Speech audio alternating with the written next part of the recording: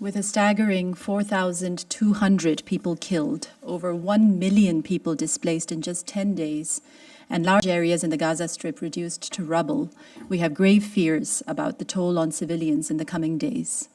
Military operations show no sign of abating. The continued siege on Gaza is affecting water supply, food, medicine, and other basic needs, and there are daily indications of violations of the laws of war and of international human rights law. The death toll includes a large number of women and children, as well as at least 11 Palestinian journalists, 28 medical staff, and 14 UN colleagues. It remains unclear how many more bodies may be buried in the rubble, with many families missing loved ones, terrified about their uncertain fate. With numerous health facilities hit by bombardment and others beyond breaking point, there are serious concerns about the accessibility of medical care for the many thousands injured and for the estimated 50,000 pregnant women, as well as people with chronic physical and mental health issues. Appalling reports that civilians attempting to relocate to southern Gaza were struck and killed by an explosive weapon must be independently and thoroughly investigated, as must all allegations of serious violations of international humanitarian law.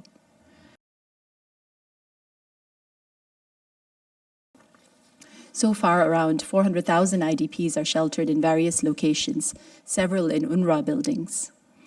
International law requires that any lawful temporary evacuation by Israel, as the occupying power, of an area on the basis of the security of the population or imperative military reasons must be accompanied by the provision of proper accommodation for all evacuees, undertaken under satisfactory conditions of hygiene, health, safety, and nutrition. We're concerned that this order, combined with the imposition of a complete siege on Gaza, may not be considered as lawful temporary evacuation and would therefore amount to a forcible transfer of civilians in breach of international law. The latest report indicates that around 199 Israelis are held hostage by Palestinian armed groups in Gaza. And once again, we call for their immediate, unconditional release.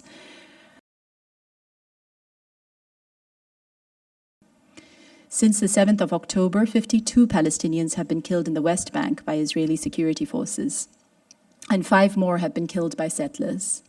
We urge Israeli authorities to ensure that Israeli security forces refrain from the use of live ammunition except as a last resort to address an imminent threat to life or serious injury. And we urge them to take immediate steps to end settler violence against Palestinians and to ensure the protection of the Palestinian population.